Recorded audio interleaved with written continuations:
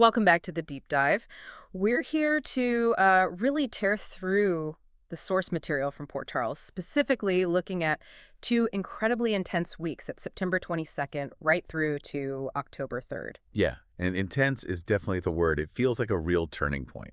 It really does. Yeah. And believe me when I say this is a powder keg.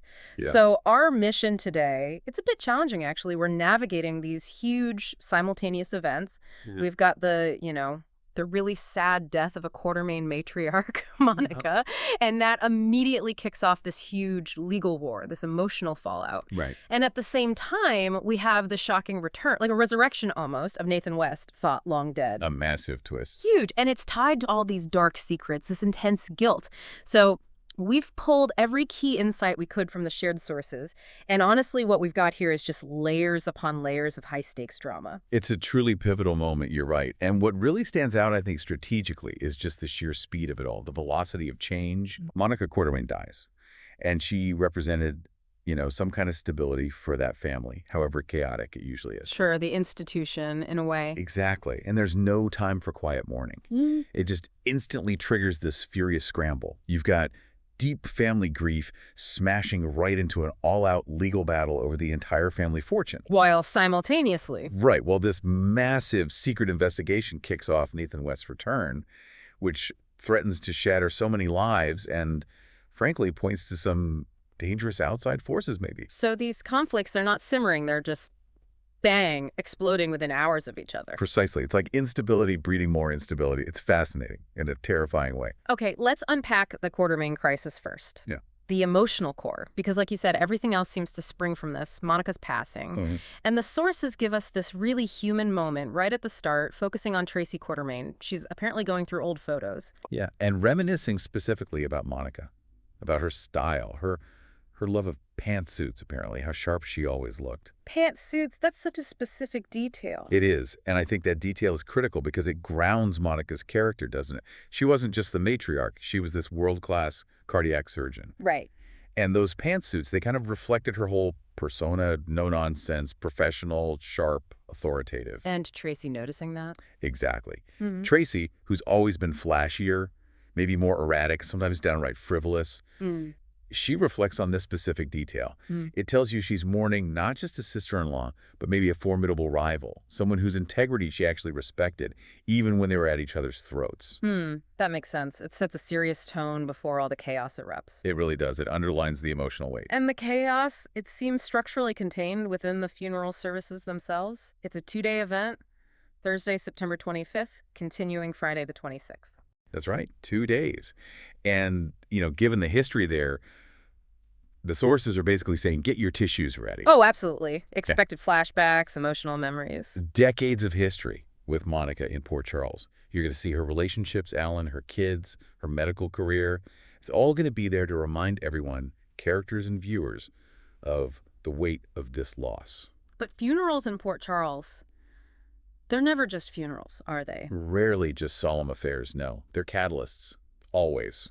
And the big catalyst here, the main tension point from the services, seems to be the arrival of Lois Cirillo. Rena Sofer is back. Yes.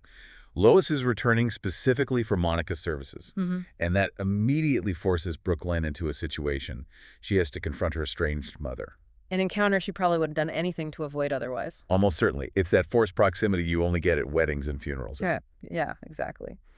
So what's the speculation? What might happen with this high-pressure reunion? Well, the sources seem to be leaning pretty heavily toward reconciliation, or at least the possibility of it.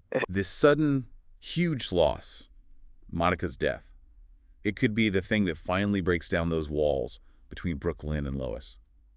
You know how grief can sometimes strip away all the petty stuff? Yeah, it forces you to see what's actually important. Exactly. And we also see the grief affecting others, like Brooklyn and Ned have a heart-to-heart, probably about Monica, about Tracy, the pressure she's under.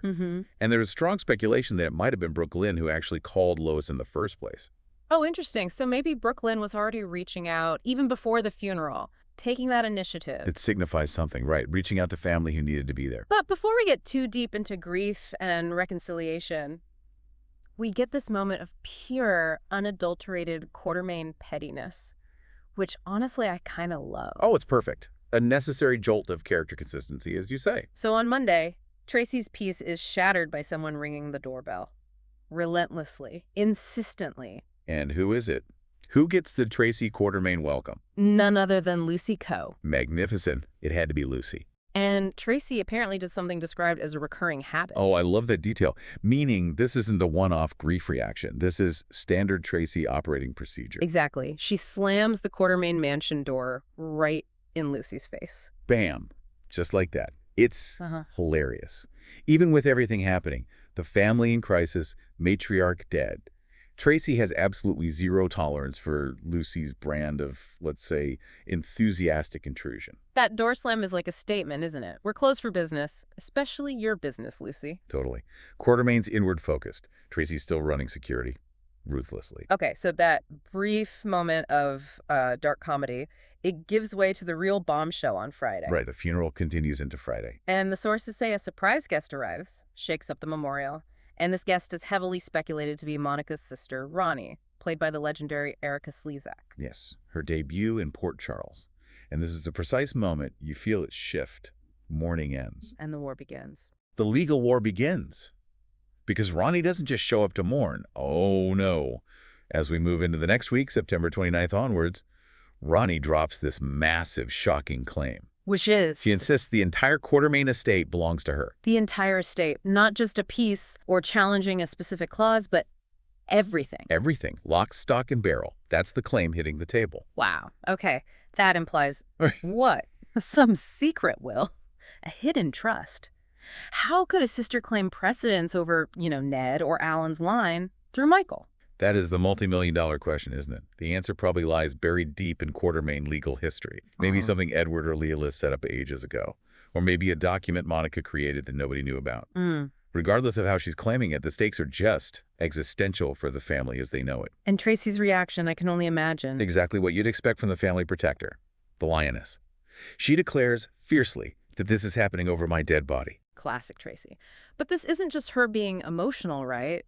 There's strategy here. The sources say her goal is specific. Ensure the estate passes to Michael Corinthos and his kids. Yes, explicitly to Michael and his children. Why Michael, though? Why not her own son, Ned? Or Brooklyn? It tells you a lot about Tracy's long-term view, her control strategy. Ned, well, he's her son, but he's got his own issues, his own finances. He rebels. He's unpredictable. Very. Michael represents stability, in Tracy's eyes, perhaps. And crucially, he represents the direct, unquestionable legacy line back to Monica's deceased son, Alan. Okay. Keeping it in that core line. Exactly. By passing it to Michael and his kids, Tracy secures the fortune within that line, probably thinks Michael is a more reliable heir than Ned, and let's be honest, she gets to be the one who secured it for him. Yeah. It's pragmatic, it's brutal, and it's a total power move. So the battle lines are drawn instantly. No time wasted. Tracy's already moving, planning to hire Marco Rios. Yep, Marco Rios. High-powered, known quantity in Port Charles law. She wants him to represent her interests, specifically securing the estate for Michael. She's not messing around. And if Tracy's bringing in the big guns, like Rios, Ronnie, the newcomer, needs someone equally aggressive. Absolutely. And the sources point very strongly towards Martin Gray. Martin Gray. Okay, so this connects to other things happening. This is where the threads start weaving together. We see Martin making calls, maneuvering earlier in the week. It wasn't just random legal stuff. Do you think he was maybe positioning himself for this? It seems highly likely. Martin's always looking for the high-profile, high-reward case and representing the person claiming the entire Quartermain fortune. That's the jackpot. Could he have even contacted Ronnie first, maybe tipped her off? It's possible. The timing suggests he might have alerted her to Monica's death, told her about this potential legal opening. He finds the opportunity, this estate war. It's going to be incredibly messy, very public, very expensive. It's the big legal drama set for the next while. Okay, wow. So if the Quartermain crisis is this massive institutional earthquake, then the return of Nathan West. That feels like the personal seismic aftershock, the one that hits individuals, tears apart relationships, and hints at a much bigger hidden threat. That's a great way to put it. The big shock is confirmed. Ryan Pavey is back as Nathan West. And Anna Devane gets some shocking information about this return, which immediately sets off alarm bells, right? A crisis management protocol. Immediately. This shifts the whole story. It's not just public family drama anymore. Now we're into deep dangerous secrets. Possible abduction, experimentation, maybe organized crime, maybe something worse. Given he was presumed dead, killed in a confrontation. Right. His return implies he was taken, held somewhere, for a specific reason.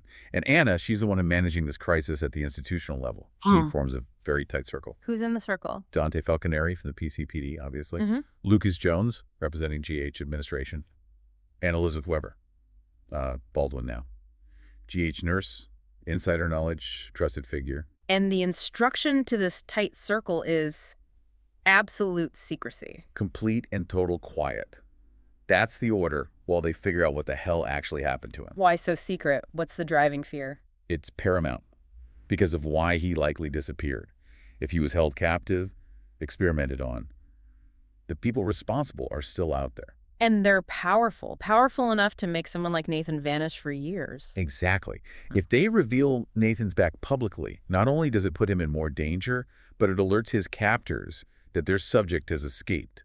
That could put everyone at risk. And we know he was taken to the ER. Which highlights the immediate medical crisis. Yeah. And why the secrecy has to involve key hospital people like Lucas and Elizabeth, plus Dante for law enforcement. They need to control the information flow internally. Now, the person who seems most psychologically wrecked by this, outside of maybe his immediate family, is Britt Westbourne. Oh, definitely. On Monday, something rattles her deeply.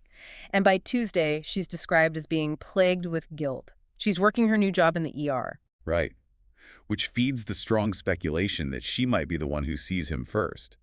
Imagine that shock. Seeing Nathan wheeled into the ER after all this time. Let's dig into that guilt, because the sources seem to flag it as really important. A plot engine, like you said earlier. Yeah, it's critical. And there are two main theories floating around based on the material. First, she knows who did this to Nathan. Knows who held him captive, experimented on him. Possibly. Maybe connected to her own abduction or enemies she made back in the day. And she hasn't told anyone. That knowledge, that secret, it's crushing her. Okay, that's one possibility. What's the second? The second is, well, it's even more heart-wrenching, really. It's the idea that Britt might have known Nathan was alive. Knew he was alive while he was missing. Maybe even held in the same place she was, or by the same people. Yeah. But she couldn't help him because she was captive herself, or too afraid, or somehow prevented. Oh, wow. Imagine the trauma, knowing your half-brother is suffering, maybe nearby, and you're completely helpless. Exactly.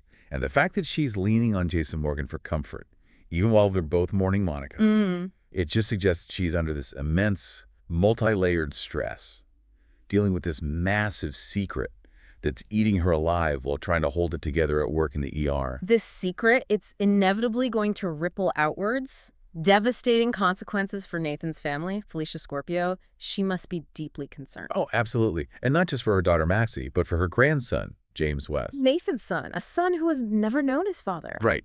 James has grown up believing his father was dead. This changes everything for him. And this is already a classic soap dilemma, right? The presumed dead parent returns.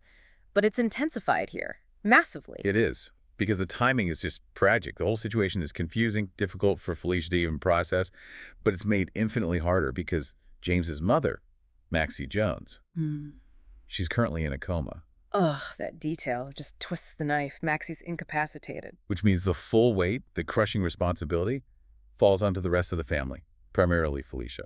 She has to decide how, when, what to tell James about his father, without Maxie's input or guidance. How do you even begin that conversation? James deserves to know his father, of course.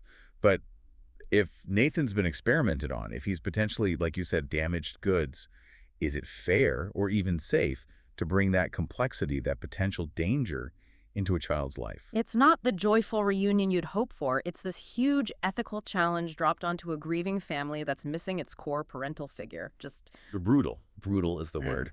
And then you have the reactions of Nina Reeves and Lisa Lobrecht, adoptive sister and biological mother. Very different connections, very different likely reactions. Nina's seen at the hospital, apparently in tears, talking to Anna. Yes, and the material emphasizes she is overjoyed. Overjoyed that her adoptive brother is back. That joy, it's such a stark contrast to the danger and the secrecy surrounding it all. It is. For Nina, who's lost so much, dealt with so much family turmoil recently, this is pure, unexpected happiness. A miracle, almost. It's described as a 1-2 punch for her. This intense joy mixed with the shock of how it happened. A real emotional roller coaster. And then there's Liesl Obrecht, described simply as Completely stunned. Completely stunned. Which, for Liesel, probably translates to something else very quickly. Oh, you have to assume Anna maybe contacted Nina first, given their recent closeness and Nina's connection to Nathan, Right. before breaking the news to Liesel and Brett. Right. For Liesel, Nathan's biological mother. Mm. That shock, it must be profound. But it's going to turn into rage almost instantly, wouldn't you think? Absolutely. Learning her son was alive all this time, held captive, possibly experimented on. Yeah, that's not going to sit well with Liesel. Her reaction won't be just joy or guilt. It's going to be about identifying the enemy and destroying them. A revenge plot feels inevitable. That's the next shoe to drop with Lies. Hopefully. Watch that space. Okay, let's shift gears slightly. We need to look at the broader legal landscape and some of the supporting character stories that are weaving into these main plots. The Quartermain War, the Nathan's Secret. They don't happen in a vacuum. No, definitely not. The PCPD, for instance, they're clearly still juggling other major cases amidst all this family chaos. Right, the sources mention the Drew Shooter investigation and the Judge Horan murder case are still active. They are. And that provides this constant background hum of risk, doesn't it? Exposure. It Yeah. means every major player, Sonny, Drew, Michael, Carly, maybe, they're all under constant legal scrutiny. And that ambient risk, it influences every decision they make. Has to, especially when things get messy like this. Speaking of legal risk, Michael Corinthos. You know the guy Tracy's trying to position as the stable future of the Quartermains? He should apparently be very worried about his alibi for his custody hearing. Oh, yeah.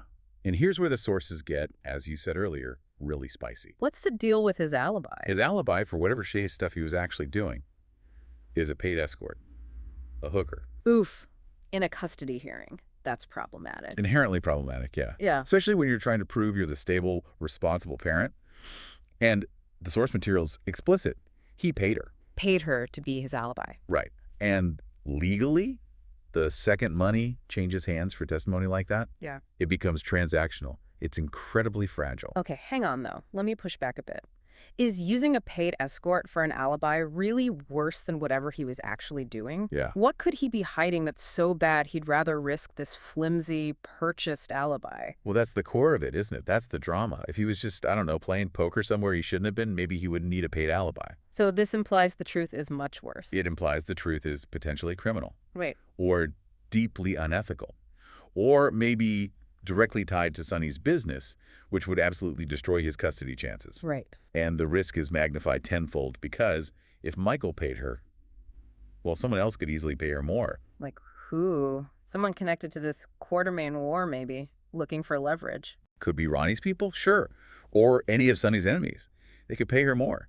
And that alibi, poof, it disappears. Or worse. Worse, she flips, tells the truth about whatever Michael was doing, and exposes that he tried to buy her silence. Exactly. It would completely tank his custody case. Hmm. Michael is seriously exposed right now, and he might be underestimating just how vulnerable this makes him. Meanwhile, Drew Kane's making his own legal moves. More successfully, it seems, at least initially. Yeah, Drew seems to be having a better run for now. He issues new instructions, likely to his lawyer, who is also Martin Gray. Ah, Martin again, busy guy. Very busy. And we see Martin actually conceding to Drew's earlier demands. He got Stella Henry reinstated at work, stopped the investigation into whatever she was doing. So a win for Drew and Martin. It's important timing, right? It shows Martin can get results for his clients. He delivers this corporate win for Drew. Right before he potentially jumps ship to represent Ronnie against the Quartermains, including Drew's own nephew, Michael. Precisely. It just highlights how quickly Martin can pivot his loyalty. He follows the money, the profile, this corporate success for Drew happens, and then boom, potentially onto the massive Quartermain inheritance case. Yeah. Martin Gray is definitely playing all sides, looking for the biggest payoff. Okay, let's touch on some relationship threads. These often give us clues about characters' inner states, right? Molly Lansing Davis is confiding in her mom, Alexis, about Cody Bell.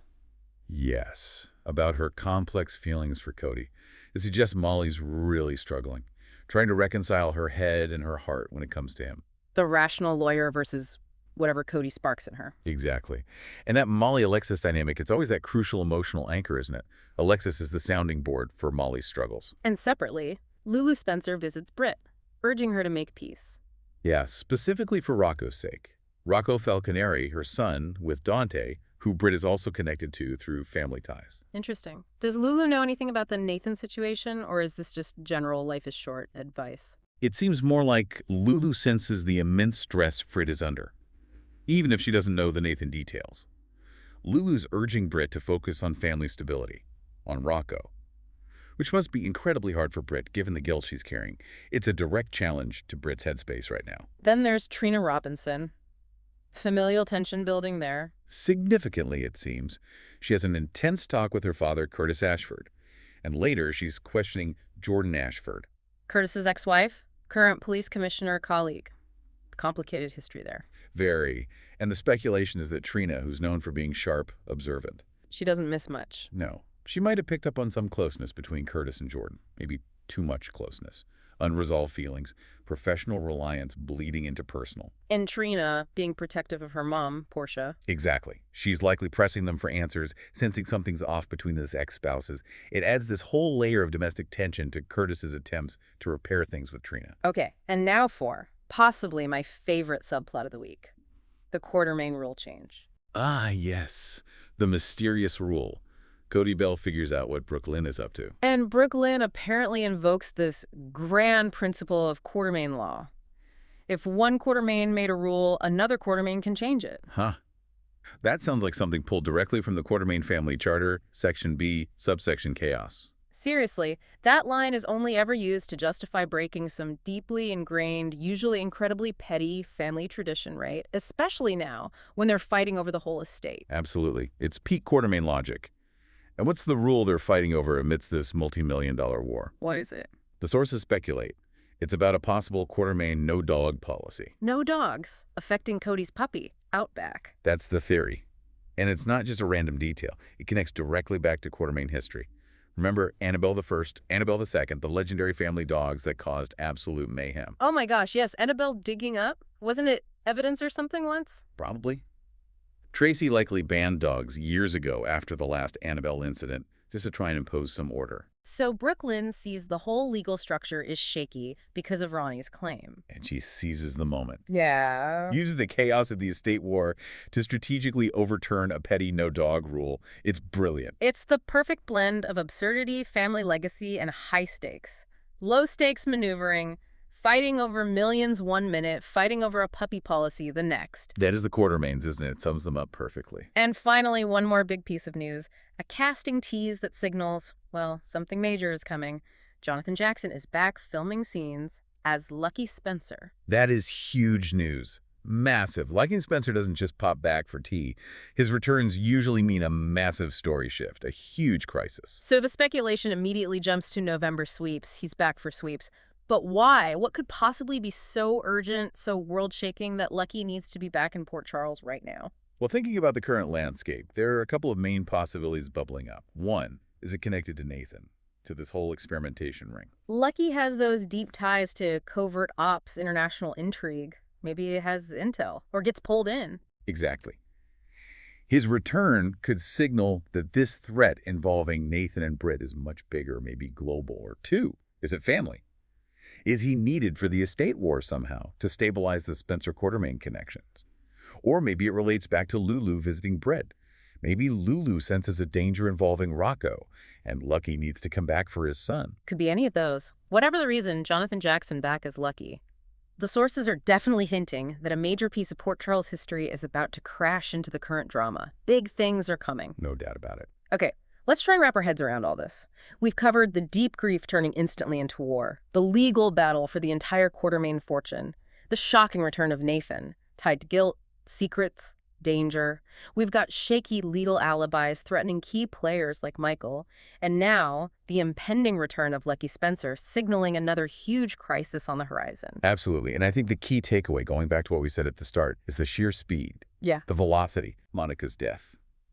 The grief isn't allowed to settle. It's instantly weaponized. Tracy has to shift immediately from mourning to fighting a full-scale legal war against Ronnie, all while trying to secure the legacy through Michael. And at the same time, Nathan's return destabilizes multiple families, Scorpios, Westbournes, the Devane Falconeri unit through Dante and Anna, and it forces these impossible ethical choices about James. And the crucial insight, I think, is how the secrets are being held. So tightly by that small core group, Anna, Britt, Dante, Lucas, Elizabeth.